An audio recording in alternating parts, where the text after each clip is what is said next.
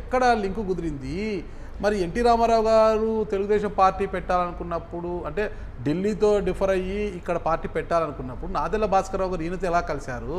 వీళ్ళిద్దరికి ఎలా లింక్ అసలు? మొత్తానికి కాంగ్రెస్ పార్టీ వర్గ రాజకీయాలే కారణం. భాస్కర్రావు గారు ఏమి సామాన్యులు ఏం కాదు, ఎప్పుడు కూడా థింక్ బిగ్ టార్గెట్ బిగ్ అన్నట్టుగానే ఉంటారు. చెన్నారెడ్డి గారు పెద్ద నాయకుడు, ఆ రోజు ఉమ్మడి ఆంధ్రప్రదేశ్లో బలమైన నాయకుడు, అందరినీ అంటే రాష్ట్ర వ్యాప్తంగా గుర్తింపున్న నాయకుడు. ఆయన తర్వాత మళ్ళీ రాజశేఖర రెడ్డి వచ్చారు. ఈ మధ్యలో ఎవరు కూడా రాష్ట్ర స్థాయి నాయకులు కాదు. చెన్నారెడ్డి గారిని తప్పించే పరిస్థితి వచ్చింది. ఆయన మీద ఇచ్చిన ఆరోపణలు కానివ్వండి, లా అండ్ ఆర్డర్ ఇష్యూస్తో వచ్చింది. అప్పుడు ఏంటంటే నన్ను ముఖ్యమంత్రి చేయని నేను పోయాడు. 1980లోనే పోయారు. 79లో రాజకీయ రంగ ప్రవేశం. ఎందుకు పోయారంటే ఈయన తప్పు కాదు, కాంగ్రెస్ పట్ల అట్లాగే ఉంటుంది. ముఖ్యమంత్రి తెలియని వాళ్ళకి చేస్తూ ఉంటారు. అంజయ్ గారిని తీసుకొచ్చి టక్కన పెట్టారు. అంజయ్ గారు ఎమ్మెల్యే ఓడిపోయినారు, ఆ తర్వాత ఎంపీగా గెలుచున్నారు. ఆయన తీసుకొచ్చి పెట్టున్నారు. అంజయ్ గాంధీ నేను ఎందుకు కాకూడదు అన్న ఆలోచన ఆయనకు వచ్చింది. చెన్నారెడ్డి గారు టైంలో ఆయనకి ఫైనాన్స్ మినిస్టర్ ఇచ్చారు. ఆ తర్వాత ఆయన మారిన తర్వాత అంజయ్ ప్రభుత్వంలోకి వచ్చారు. అంజయ్ ప్రభుత్వంలో కూడా చెన్నారెడ్డి గారే ఆయన ఫైనాన్స్ కాదు, అంజయ్ ప్రభుత్వంలోనే ఎక్సైజ్ అండ్ కమర్షియల్ ట్యాక్సెస్లో ఉండేవాళ్ళు, దాన్ని తప్పించి తూనికల కొత్తలకు వేసారు, డిమోషన్ చేశారు. అక్కడి నుంచి ఆయనకి ఇంకా పెరిగింది అనమాట.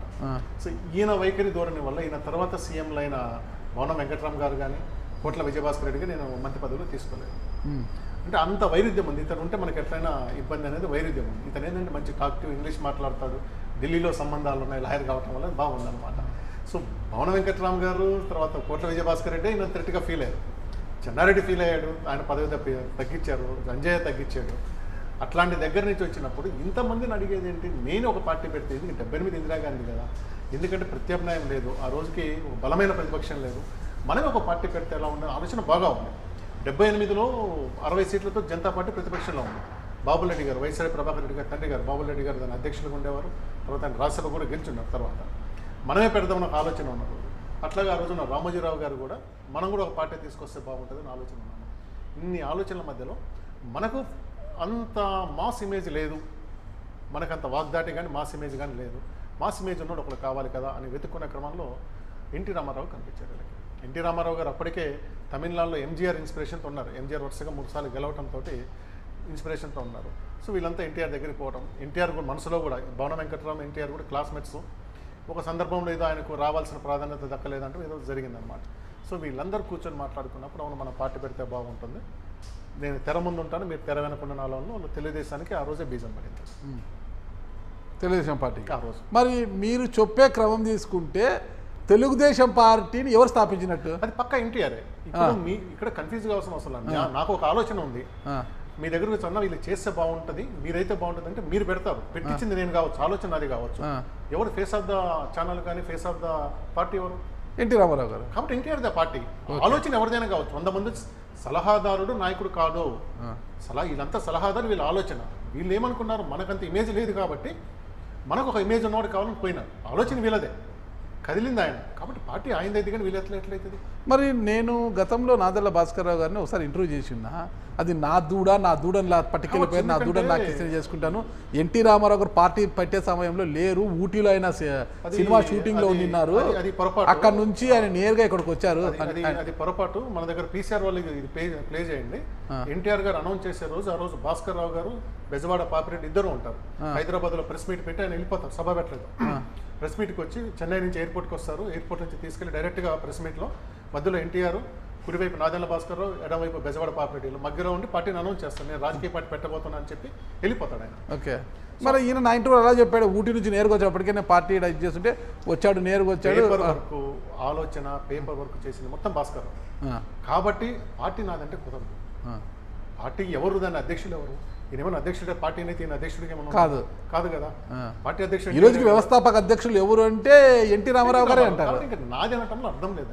ఆయనకు బాధ ఉండొచ్చు, ఏమైనా ఉండొచ్చు, కానీ పార్టీ ఆలోచన, పేపర్ వర్క్, గ్రౌండ్ వర్క్ చేసింది వీళ్ళే, అందులో అనుమానమే లేదు. ఓకే. కానీ పార్టీ ఎన్టీఆర్ దాంట్లో నో డిస్ప్యూట్, అది ఖచ్చితంగా ఆయన అవుతుంది. అంటే ఇప్పుడు పార్టీ వ్యవస్థాపకులు ముఖ్యులు అనుకోవచ్చు నాదెళ్ల భాస్కర్ గారు. అంటే 78లో రాజకీయ అరంగేట్రం చేసిన ఆయనకు లాయర్ కాబట్టి అతి తెలివితేటలో మనకి తెలియదు, కానీ 80లోనే సీఎం కావాలనుకున్నారండి ఉమ్మడి ఆంధ్రప్రదేశ్. అలాంటిది అక్కడికి పోయినాక ఆయనకు ఆలోచనతోనే, అంటే 1984లో కావాలనే అంటే కాంగ్రెస్ పార్టీ మద్దతుతో మొత్తం సీఎంగా బాధ్యతలు చేపట్టి తీసుకున్నారు ఆయన. ఎన్టీ రామారావు అమెరికాకి వెళ్ళారు కదా, అంటే గుండె శస్త్రచికిత్స సమస్యలకు మొత్తం కార్డియాక్తో బాధపడుతూ అమెరికాకి వెళ్ళొచ్చు కదా.